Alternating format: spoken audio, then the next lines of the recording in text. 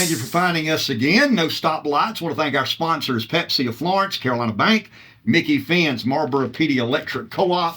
We have some new sponsors in this, different iteration of No Stoplights. Francis Marion University, McLeod Health, McCall Farms, Victor's, and PLC Commercial Property.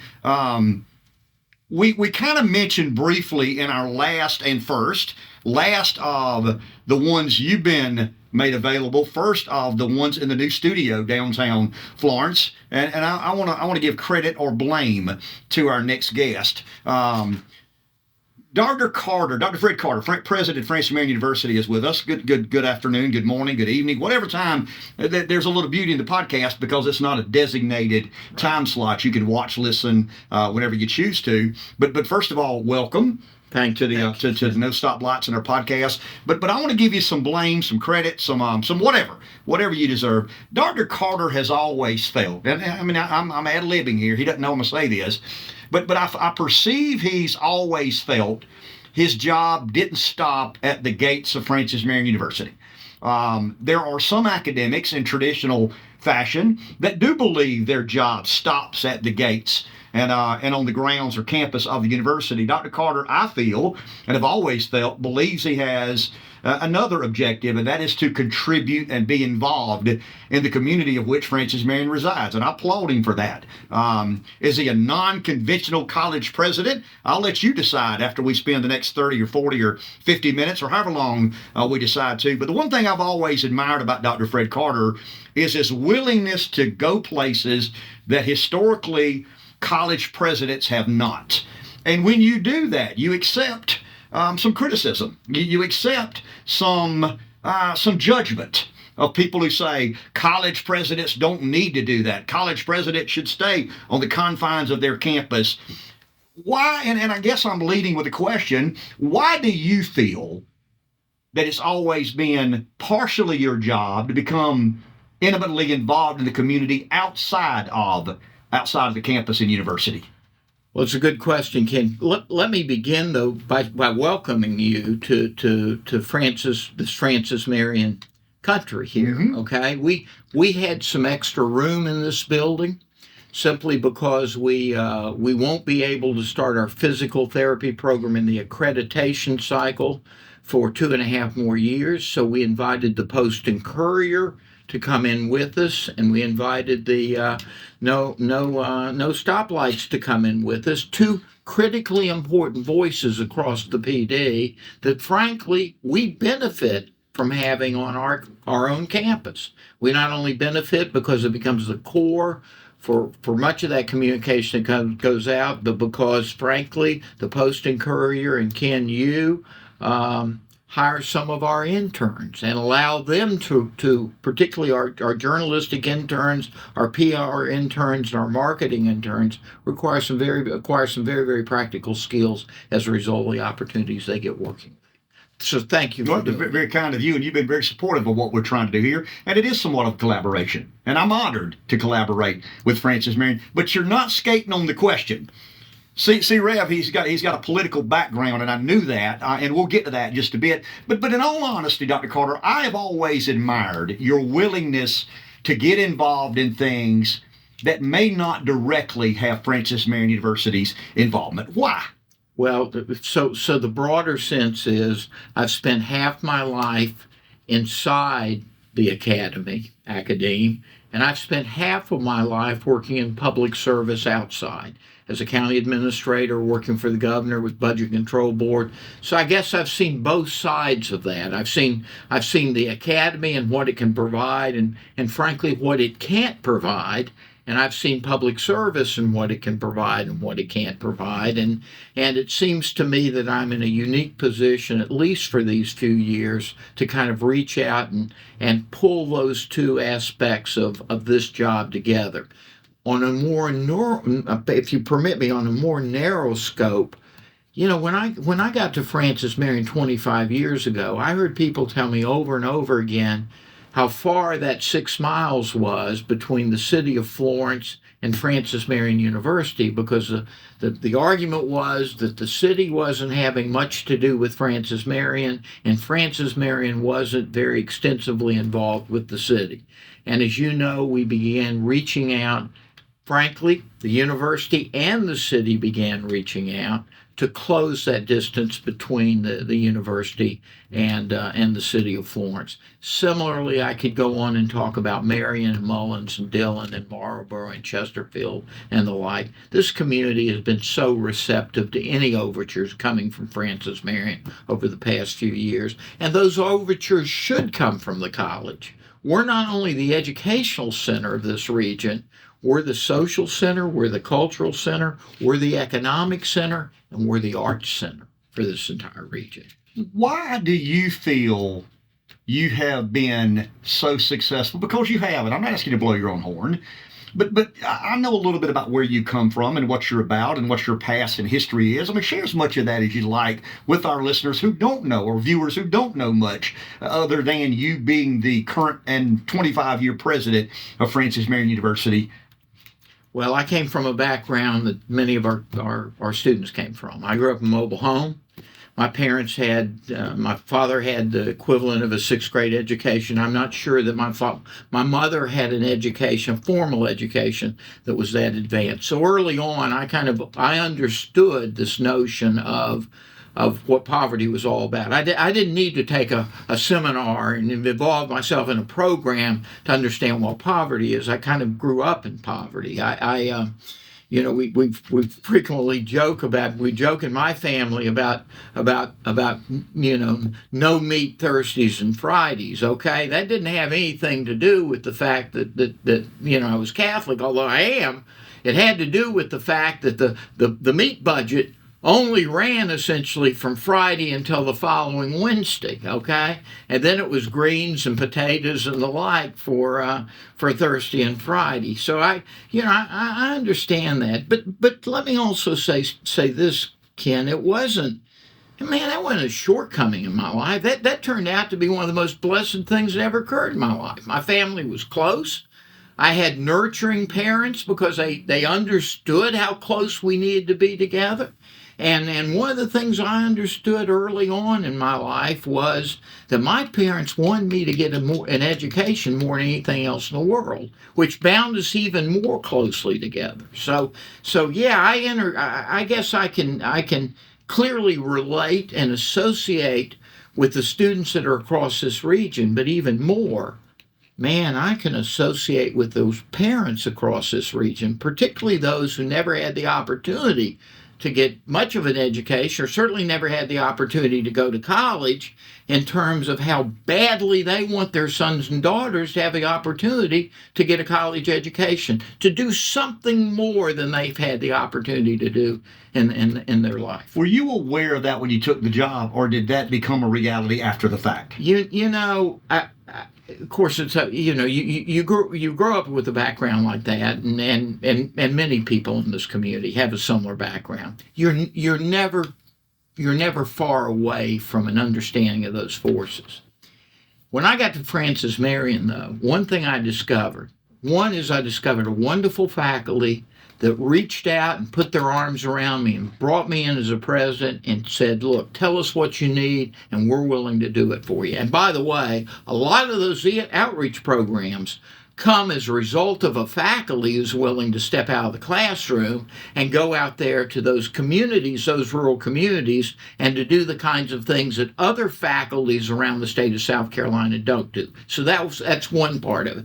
The second part of it, though, beyond the notion of this university, which was kind of created in 1970 to focus on attending to the needs of the rural region called the PD of South Carolina. Man, everything about this university fit me and my family like a glove from day one. I love the community spirit. I love the fact that you're dealing with plain folks every day. I love the fact that there are parents who will come in and talk to me and comfortable talking to me because, frankly, I don't sit at my desk in a coat and tie every day. I know that there are many people that are appalled by that, but I can tell you there are a lot of parents that feel more comfortable coming and talking to me because I'm dressed just like they are. Dr. Carter, so you're insinuating, and I've got this written down verbatim, not a typical academic. You wear that with a badge of honor. I do. Now, let me make this... But you're not intentionally insulting those who are typical academics. Listen, I've done my share of publications. I'm proud of my academic record. I think my academic record earned me the presidency.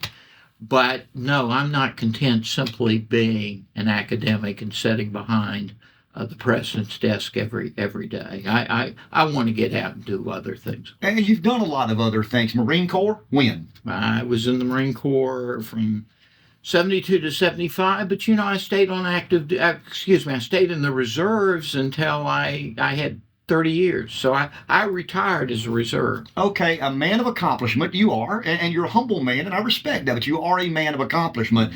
Being a Marine means what to you? Oh, it's everything. The change never ends. I mean, it's you go through the Marine Corps process. One day somebody hands you an Eagle, Globe, and Anchor that you earn. It's never given. It's always earned. Somebody hands you that Eagle, Globe, and Anchor, and that the change is forever. You just it's always a part of me. I mean, I won't become maudlin over this. Everyone who's ever worn a Marine Corps uniform will understand and equate with this. Every time Folly says, well, at some point we probably ought to talk about, if you pass, what are the kinds of things? I said, almost anything's negotiable except this: a color guard and a Marine Corps hymn. That's not negotiable. You mentioned Folly. I don't want to get into your personal life. That's unfair. But the wife and kid of a public figure, and a college president is very much a public figure, lead a different life. I mean, there is I've been with you a couple of Thursday nights recently, and you're doing the thing. I mean, it's inviting people to attend an event that Francis Marion has a big hand and a big part in. Does that stress? How do you and the family get away from that? How do you? I mean, as a former politician, I can relate very much so to that. But how does Dr. Fred Carter kind of get away from that? Well, let me draw the distinction here, because you and I had an opportunity and our families had an opportunity to spend nights together watching Herman's Hermits and Don McLean, okay? And man, that wasn't a chore at all. Okay, I'll do that evening. I want to personally thank you on the airways. I got to see Don McLean sing American Pie in the county I grew up in. And I don't care if he's 178 years old. Guy played about 2 hours. In his upper 70s. But go back to the life of a public person and the family time. Kind of walk me through how you balance that. So most nights there's some types of events. Some are more enjoyable than others, okay? I enjoy going to a sporting event. I love men and women's basketball at Francis Marion. Love our soccer teams. I'm crazy about our volleyball teams. Love baseball and softball. We have some great sports. Those are never a chore to attend. Going over and listening to a dry speaker speak on, I'm not going to mention a subject here, okay? But on any subject, okay, at 7:30 at night and coming home at 9:15, that gets a little more wearisome. Now, I'm not saying I don't come home more informed and more enlightened on that particular subject, but it's not quite like listening to Peter Noon and Herman's Hermits. There you go. Okay, the first time I ever went and paid you a visit, I was on county council. You were negotiating, between the Francis Marion University, the Bruce Lee Foundation, the county, the city, as you always have been. And you need to be around the table when those conversations are being had. But I remember a mutual friend of ours suggested I come out and talk to Dr. Carter, and I read a little bit. The first thing that came up was Governor Mark Sanford's chief of staff. So I go out to FMU expecting to see one of these dyed-in-the-wool ideologues.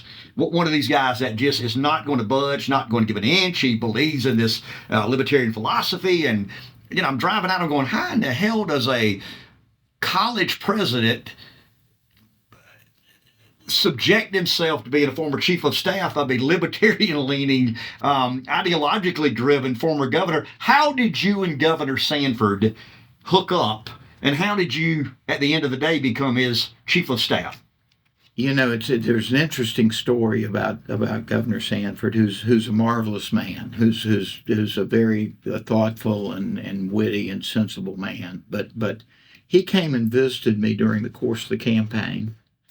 And we had lunch together at the university, and it was right in the heart of the primary. And I don't know if you remember that primary, Ken, but let's see, Bob Peeler was a candidate in that primary. I think the governor may have been current governor. I think Henry may very well have been a candidate in that campaign.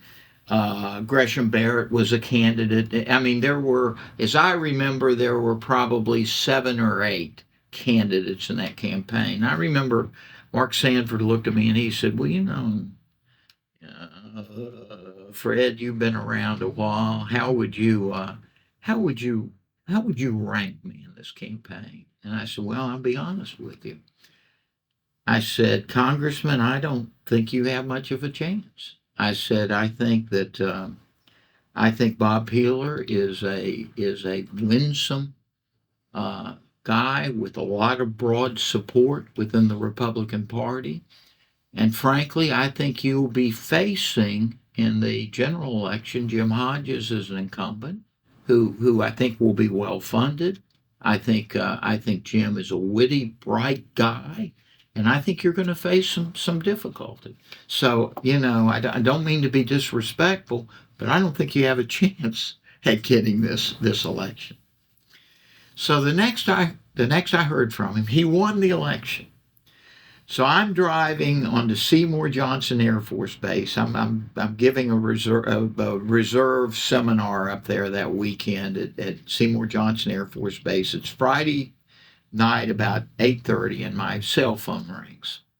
So I immediately pull aside the phone because I'm on a military installation, and you can't take a phone call while you're driving. Just make that point, okay?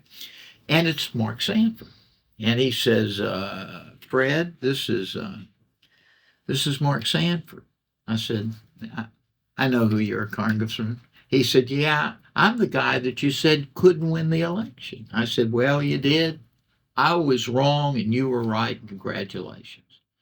And he said, well, there's something I'd like for you to do next week, if you don't mind. Do you mind coming down Wednesday afternoon? Do you have some time to drive down? I'd like for you to sit down and meet with me and Jenny in Mount Pleasant. We just want to talk to you about a few things. So, I didn't think much about it. I went finished my stuff that weekend, came back, and I assumed that he probably wanted to talk about, how you structure an office, how you begin that process, and the like. And so I went down and I spent about 3 hours with Jenny and Mark. And at the end of the evening, Mark turned to me and said, we really want you to be our chief of staff. Will you be willing to do that? And I told him, I'd like to go back and talk to my board, and before I made any determination about that. Do you mind if I take a couple of days? He said, no, not at all. So I'm driving back, and first thing I think about when I get in the car is, and I swear to God, I'm not simply saying this because I'm sitting here. The first thought that came to my mind is, man, I do not want to lose my job as president of Francis Marion University. That's the best job I've ever had in my life. That's a wonderful job. So whatever else emerges here, I do not want to lose that job. So I'm driving back, and I call my board chair back then, Robert Lee, who's just a fine man, has always been a fine leader. He's been served as, I guess, board 2 times during my tenure as president. He's been a remarkable leader. And I lay out to Robert, and I said, so the governor's asked this, and Robert's response is, we can work it out. We can work it out. What do you want to do, Fred? What do you want to do? We can work it out. So I asked Robert to give me a night to think it over. I called him next morning. I said, what about if we did this? What about if the board gave me a sabbatical for a year? And what about if I could work out with the Sanfords so that I would spend the first year as his chief of staff simply helping him structure his office and get started? And as it turned out, that worked out well for Jenny and Mark. And it worked out well for the board. My board was very gracious with us in that process. And so for a year, I drove home every night from Columbia and stayed at Florence, and we would go back to work the next morning. Now, some of that had to do with the fact that my son at that time, I think my son was 6 years old or 7 years old, and I just didn't want to miss that. But I'm deeply indebted to the Sanfords for agreeing to work out that situation. And so at the end of the first year, Mark did come to me, and I guess it was October, and he said, would you give some thought to stay? And I said, I can't, Mark. I gave my word. I want to stay here for a second because I've always wondered about your perspective here. You're a college president. That is a nonpartisan position. You spent a lot of your life speaking and working with people who are partisan out of necessity. There is a Republican, there is a Democrat. There are constituencies that expect certain things of certain people in elected office. How have you maintained such a good relationship with people who have political perspectives that conflict with one another, and we got to figure out a way to move the ball down the field anyway? Ken, I try to look beyond the party. The interesting thing, my friend Stephen Wakila always laughed at the fact that we became very, very close friends at a time when he was very, very conservative. I mean, very, very liberal. And I was moderately conservative. And he always laughed at the fact that during those years that we became close and closer and closer, we may have crossed each other in that process. That's not an atypical thing with close friends. I mean, you and I have had conversations before, okay, in which I'm clearly, on many issues, more moderate than you, and we'll cross each other ideologically sometimes in the nature of the discussion. Because when you move beyond issues and you talk about constituencies and people and you talk about specific circumstances, man, it's not ideology anymore. It's people's lives. And that's when everything changes. Well, and I want to say this to you publicly. You've never, as far as I know, you've never insulted anyone because of their political beliefs, however disagreeable that they may have been. I want to get you to comment on this. I host a political radio show, and I'm conservative, and you know that, and we've discussed some of this. And for the record, Dr. Carter and I sat down with a New York Times reporter discussing the likelihood or not of Donald Trump being the nominee, and we didn't all sing off the same sheet of music that day. I'm concerned not of academic, but some of the elite universities. Their disconnect from, I guess, the people that attend Francis Marion University. Do the elite universities have too much sway in the American government? Do the 8 or 9 or 10 universities that provide all the administrators that run the government, all the media newsrooms in America, are stockpiled with these 7, 8, 9, 10 elite universities? You're an academic, technically, you're a college president. What is your opinion of these few universities that have so much influence in the body politic and media? I think that for the most part, universities need to be very, very careful in the decades ahead, but for different reasons that you might imagine. I don't think that the threats that we pose to American public are issues related to diversity and equity. I don't think it's related to CRT. I don't think it's related to tenure or freedom of speech. I think it's related to our own arrogance and the fact that we've become largely non-communicative with the people that matter most in American society. We've lost the ability to interact with those folks that we meet every single day and that look to us to provide the kind of leadership and guidance. Look, I'm not, if you had my faculty in here and you talk to my faculty, you would find I'm not a big fan of the American university presidency, okay? Frankly, I'll be honest with you. I think the idea that you have inaugurations for university presidents are absurd. I think that you have big events associated with installing them in offices are absolutely absurd. I mean, Jesus Christ, we're supposed to be the leaders of society with regarding to dividing solutions for people who have complex problems. We're not going to do that sitting on perches or sitting on heels. That's just not going to happen. But by the way, my comments aren't related exclusively to the Harvards and the Yales and the Princetons.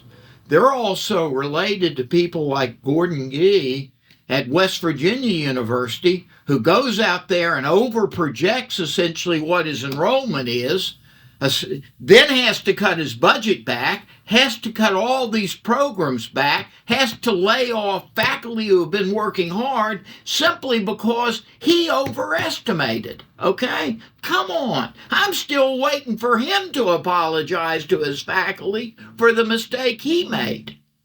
So it's not just the Ivy Leagues. It's any institution that thinks it's too big for its britches. You had an opportunity to go to a more prestigious university. Most folks would perceive the College of Charleston to be more prestigious than Francis Marion. You passed, and you passed quicker than we thought you would. I was involved in a meeting that was intended to try and entice you to not consider the College of Charleston. What about Francis Marion did you love so much that you passed on what most academics would perceive to be a little better opportunity? Well, I taught at the College of Charleston for 10 years. I love the College of Charleston. It's a wonderful institution. It has a fine faculty. It's just a wonderful, wonderful place, a great curriculum. It serves a terrific purpose. And as I said, it has a wonderful faculty. It has the second best faculty in the state of South Carolina. Okay. Listen, the truth of the matter is, when I arrived at Francis Marion in 1999, I found the institution I need to be at for the rest of my life, okay? Or at least as long as the institution will have me.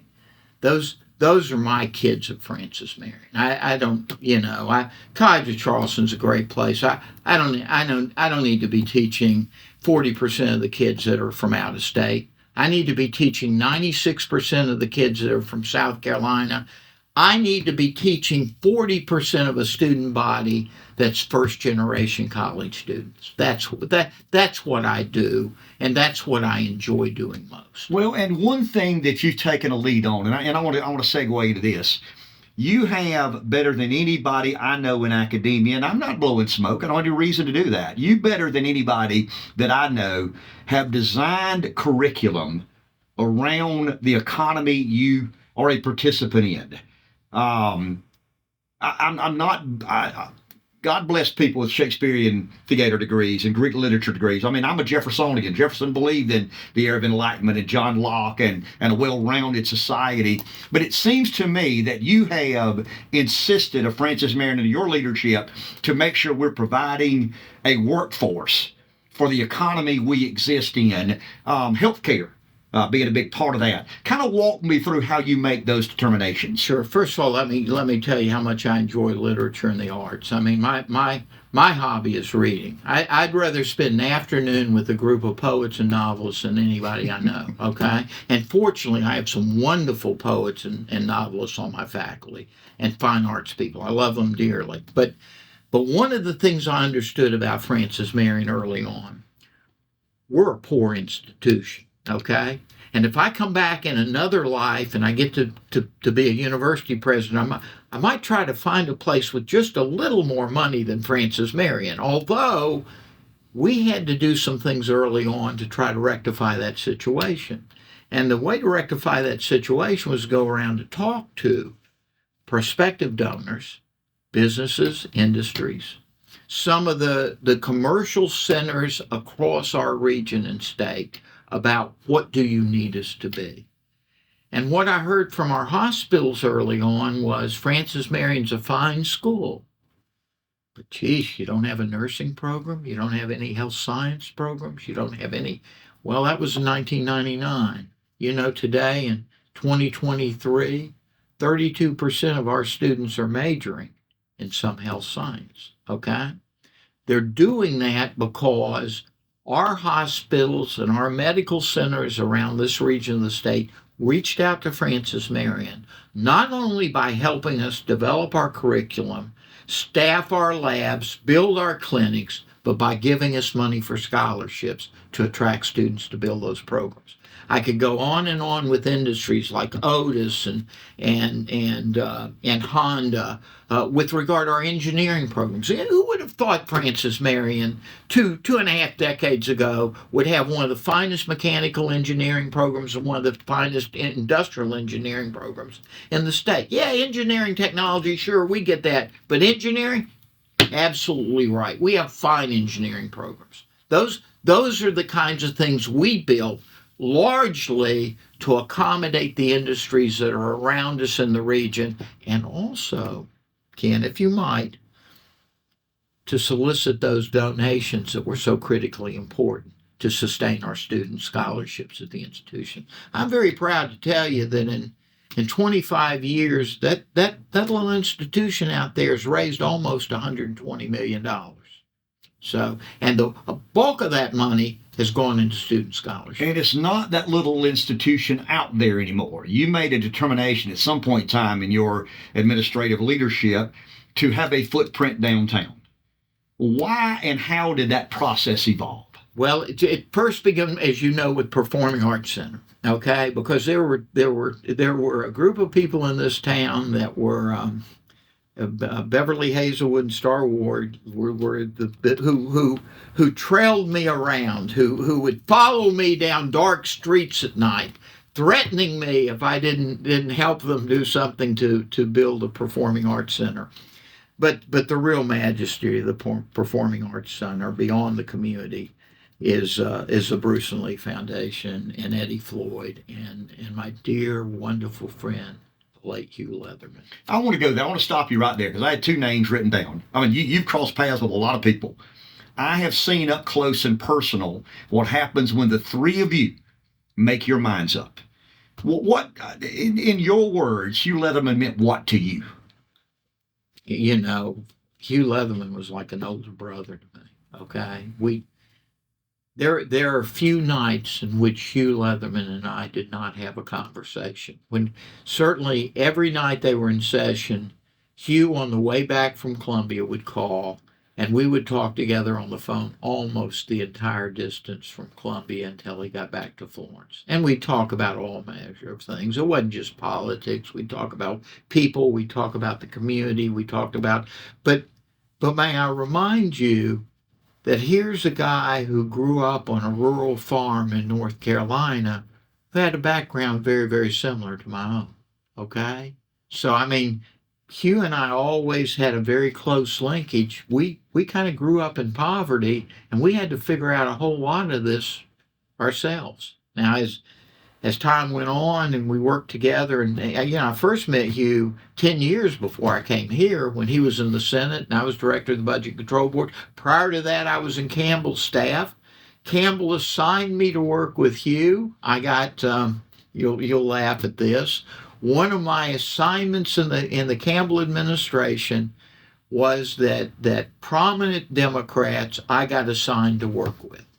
And one of the reasons Campbell told told me that early on was, he said, Fred, I can't ever really figure out whether you're a Democrat or a Republican, so I'm just going to ask you to work with the Democrats. I think it'll work out better that way. And you know what?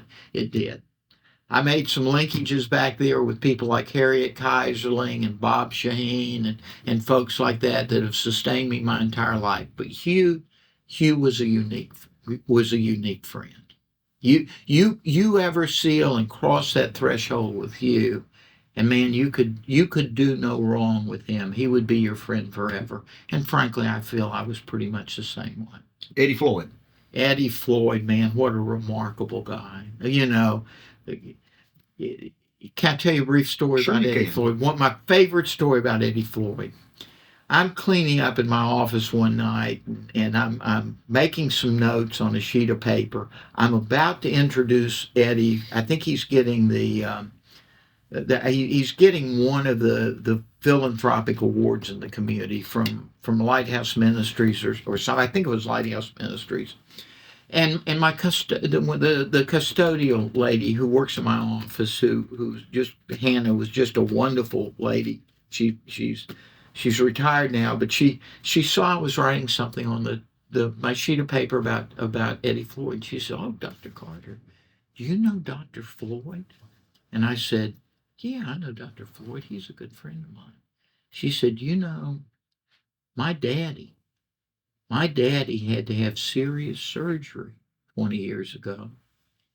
And he was seeing Dr. Floyd, and Dr. Floyd told him about the surgery he had to have. My daddy came home and he thought about it, and he said, well, I'm going to go back and I'm going to see if I can work out some kind of plan with Dr. Floyd. So he went back to see Dr. Floyd, didn't have any insurance. He said, Dr. Floyd, can I pay you $20 a month for this surgery you're going to do? And Dr. Floyd looked at him, according to Hannah, and said, you're not going to do that. I tell you what we'll do. This surgery's on me. If I ever need that $20 a month from you, I'll come back to you and ask for it. There are a lot of stories like that about Eddie Floyd in this community. No, Eddie Floyd isn't simply a prominent surgeon who has a lot of money and owns a lot of property. Eddie Floyd's a man who has the biggest heart in this community, okay? And he has done so many things for so many people. And that Performing Arts Center was a big part. Okay, I'm going to give the two of you a compliment because I've been fortunate to cross paths with both of you and work on some things together with both of you. I think you have supersonic vision. I think you and Dr. Floyd have the ability to see further down the road than us mere mortals do. And I mean that in the most complimentary way. The visionary abilities it takes to see a performing arts center, a little theater, a museum, a new judicial center. You've been intimately involved. Whether Francis Marion have been directly involved or not, you have been on the periphery and directly involved in a lot of that. How instrumental, how likely was that to have happened if not for the Bruce and Lee Foundation? Oh, many of these things wouldn't have happened without the Bruce and Lee Foundation. Hugh Leatherman brought us a lot of money from Columbia. Much of that money, and if Hugh were here, he would tell you this, much of that money was predicated on getting the private money coming in from Bruce and Lee. And then the Mayor Wakila, came in from the other direction and brought local money from the city. Look, some of the most enjoyable times in my life I spent was sitting at the table with Hugh and Eddie and Stephen Wakila, just talking about what could be if we could figure out a way to make it happen. You're very kind to me in terms of talking about the vision of Dr. Floyd, but let me tell you about that. I always looked where Dr. Floyd was gazing, and I tried to follow that gaze more than anything else with both Dr. Floyd and with Hugh Leatherman. I never wanted to let them down. If they were dependent upon me or Francis Marion to come through with our part of the deal, to build a building at this cost, or find a way to operate it reasonably, I was going to do that because those two guys, not only are they some of the two of the most powerful men that I've known in my life, they were two of the most gracious, to the most honorable men, the kind of men you never, never want to ever let down. And by the way, I don't want to leave my friend Stephen Wakila out of this either. What a wonderful mayor he was. What a terrific job he came in. All those expectations that people had about what a wretched mess he would make of this government, and I was one of them, okay? Man, were we wrong. What a leader he turned out to be. And he sat very comfortably at a table that included Floyd and Leatherman and Carter. Wakila held his place very, very well in that. Why is it important the city and county government have a respectful working relationship? Man, first of all, there's not enough money on either side for them to do, for either one to do it all comprehensively. And then there's so many functions that come together in that process. Look, you and I have laughed before about the deal the county made years ago, giving the water to the city and taking recreation from the city in return. Boy, that was a great deal, wasn't it? You know, you make all the money on water and sewer, you lose a ton on recreation. But that's a good example as to why the two entities have to work so closely together. Why the chair of county council and the mayor have to be joined at the hip, and why there have to be so many common areas developed for cooperation, collaboration down the road, particularly in a county like Florence. Look, by geography, we're so truncated that you've got to kind of pull a lot of those disparate jurisdictions, municipalities together through that collaboration between city and county. What do you see for Florence over the next, or the PD region, not just Florence, but the PD region over the next 10, 15 years? You know, you and I've talked about this before, okay? And I'll remind you of this discussion because it's a discussion that's almost circular. We're coming to a point where the truly great leadership of the city and county are aging. Okay, we've lost Hugh. You know, I don't think I insult or intend to exhibit disrespect to Eddie or Mark Bike or Haig Porter in terms of saying that they're getting up there in age with regard to their leadership of the Bruce and Lee Foundation. Willard Doherty, who's been a fine chairman of county council. Willard's my age, okay? And while Willard and I would like to believe that we're spry young men, we're really not. So that generation of leadership that's given us some clear, purposeful direction over the last 20 years is beginning to kind of to move aside. We're beginning to age out in some of these positions. The critical question will be now the expectation that we place on the next generation of leadership to serve the community, to force the issues relative to collaboration and cohesion, to focus on those things that serve the common good, not necessarily on individual political ambitions and the like. Okay. What do you perceive your obligation to be to economic development? As president of the higher education, university in our community, when somebody goes out and tries to recruit an industry, whether it's city or county, to come to Florence, we're dealing with power and we're dealing with water and we're dealing with infrastructure. But inevitably, and I've been in some of those meetings, can you provide me an educated workforce or not? And the critical question on that one is it comes down to three major entities with regard to jurisdictions like this for providing that. The public university, the four-year university, the technical college, and the school districts, okay? If those three entities or that collection of entities can't work together collaboratively, we're failing economic development, and that's a critical part of our mission, okay? If education's the fundamental part of our mission, clearly the intertwining aspect of that are jobs and the ability to earn a good living and sustain the economy. That's almost as critically important to a university as simply educating. Why did you choose to not pursue football? I mean, that's off the beaten path, but I've always wondered, Coastal's on television and people say, man, Francis Marion should have done X or should have done Y. You have been very comfortable in the decision you made at FEMU to not pursue college football? We have early on we made a purposeful decision when we had some money, a little bit of money, to put it in the development of a nursing program. Okay, and that began our health sciences. So if you look at Coastal, and every president of Coastal, all three presidents have been close friends of mine. They're fine men. They're good people. They decided to invest in football and develop those programs. Now, to be sure, when they came out of NAIA, they chose Division One. My predecessors chose Division Two, which set a little different foundation for where you began. But the development of that decision to choose nursing led to the growth of all of those health administration programs we have now, and it's led to the growth of three distinct doctoral programs that we have that serve this region, all in the health sciences. I don't know.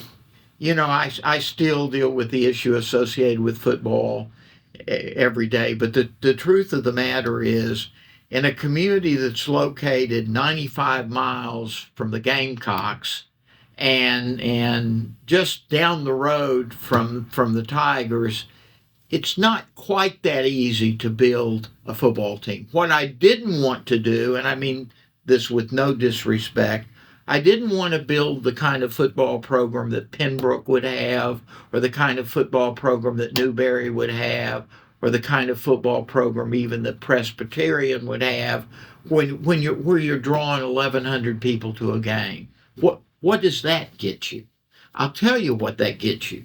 That gets you spending $5 million a year in expenses, scholarships, coaches' salaries, facilities, and the like, and generating maybe $800,000 a year in gate revenues.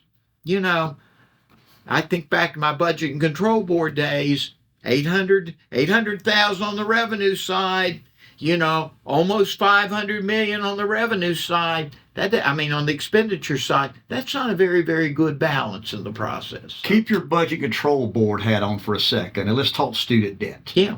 You've been very prideful in making Francis Marion affordable. You've talked a lot about who you believe aspires to be a student at Francis Marion, and you talk about socioeconomic challenges of the PD, and I know you've lived that. It's very near and dear and authentic in where you come from. But there's no denying the reality. Math is math, and we're at about $1.7 trillion of student debt. It's not sustainable. You know that. I know that.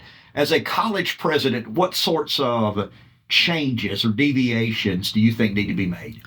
We're about to announce something this week that's very, very distinctive. We call it our Premier Pledge. We've made it possible this year. We built this out of our budget the last 2 years.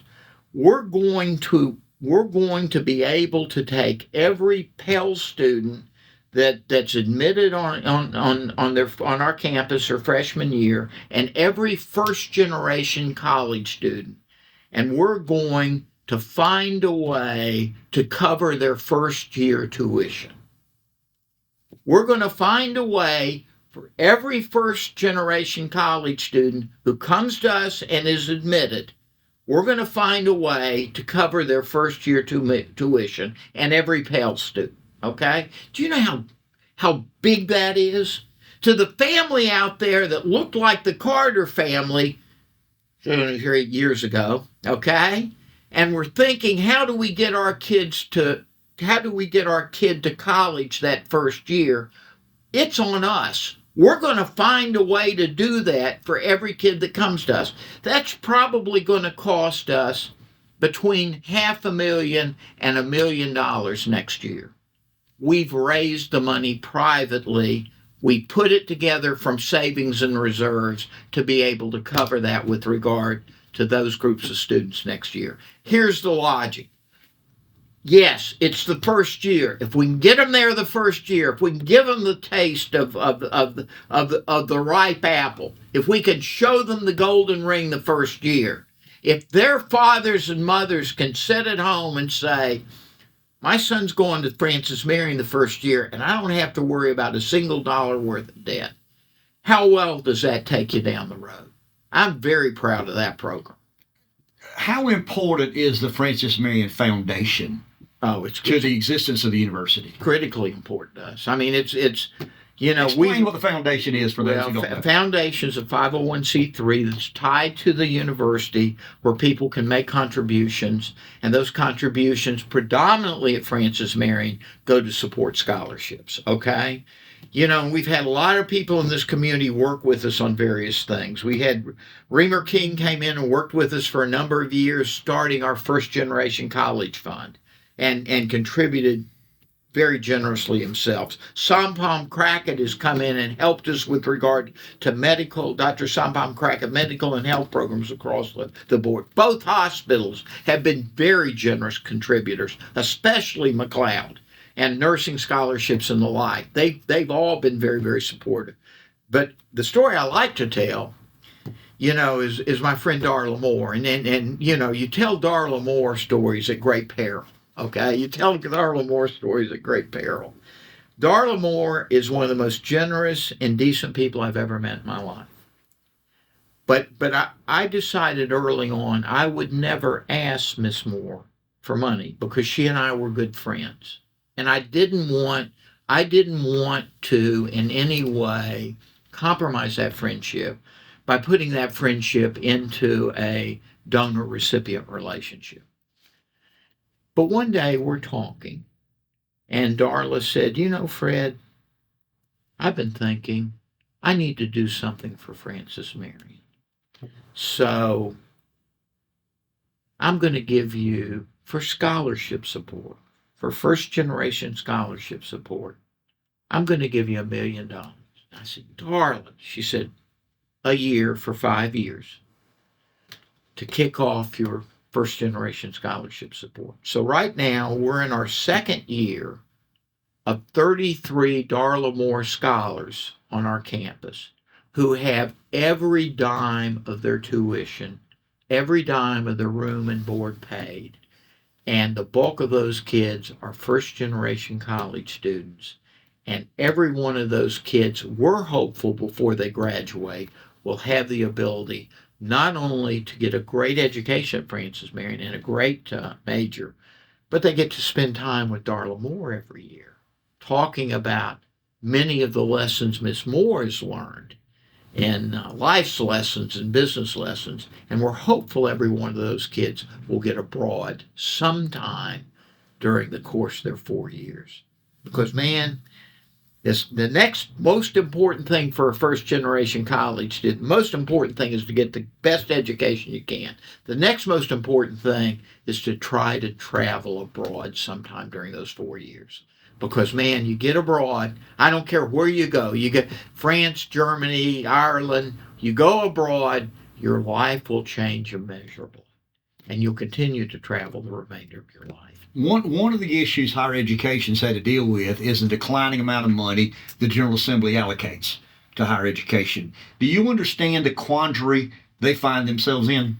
I do, but let me say this. The last 2 or 3 years, both Merle Smith, Bruce Bannister, and Harvey Peeler have been very, very supportive of higher ed and funding what they call tuition mitigation money. We'll give you this money if you agree not to raise tuition. So, for 6 years, we haven't raised tuition a dime because the General Assembly's been providing us that money. But I do get it. I get it. I can't come over and ask you for a bowl of sugar and then stick my finger in your eye before I go home with that bowl of sugar. Okay? I mean, it requires you to understand the pressures and expectations and constituency demands placed on General Assembly. I'm not talking about ideological stuff, okay? I think there's no place in society for the banning of books. I think there's no place in society for controlling academic freedom and free speech on campus. That's what makes this country great. But I will tell you this, I think we need to be responsible about the way we spend money, the way we deport ourselves with regard to those expenditure of dollars. Look, people don't expect to drive onto a college campus and see streets of gold, okay? They expect to see a well-run institution, frankly, where some of the maybe furniture in the president's office looks a little worn. It looks a little ragged, okay? I think you asked me one time, you came and visited with me, and you asked me, how old's this carpet? And I looked at you and said, Ken, it's not old enough. Yeah. You know, I need to scrub it a little more so it looks a little more worn. Well, you've always been very fiscally responsible. Last question, and I appreciate your time, and I mean this sincerely. Your 25-year tenure speaks for itself as far as I'm concerned. And I'm not saying that just because you're sitting here. I think you're one of the best college presidents in all of America. But you're not going to be there forever. I don't have any idea how long you're going to be there, but you won't be there another 25 years. What advice did you give the person that comes after Dr. Fred Carter? Well, the first thing I would argue is this. I have a lot of colleagues that spend a lot of time wringing their hands and talking about how difficult these jobs are. I don't get it. This is the best gig I've ever had in my life. I get all this wonderful faculty that I get to work with. I get to work with these students who so desperately need an education every single day. And frankly, I get to walk home every night from work, okay? It's a wonderful, wonderful job. And when I go to sleep at night, really don't have to worry too much about what I'm going to do the next day. And if I have trouble sleeping, do you know what I do? I don't count sleep. I count the 25,000 degrees that our kids have gotten over the years. 25,000 degrees. So one advice I would give to my board in hiring a next president, hiring my successor, is find a man or woman who really loves the job. Not somebody who's going to come in and fret about, oh, I can't, this parent visited me today and was difficult, or this faculty member was difficult. Man, these are great jobs. You just got to understand, being a college president is a wonderful job. I thank God every single day that I had the opportunity to get this kind of job. And by the way, I would never have gotten this kind of job if I didn't have a mom and dad with a limited education who really wanted their son to get an education more than anything else. Now I got to pay it back. That's very well said. Thank you, my friend. Thank you.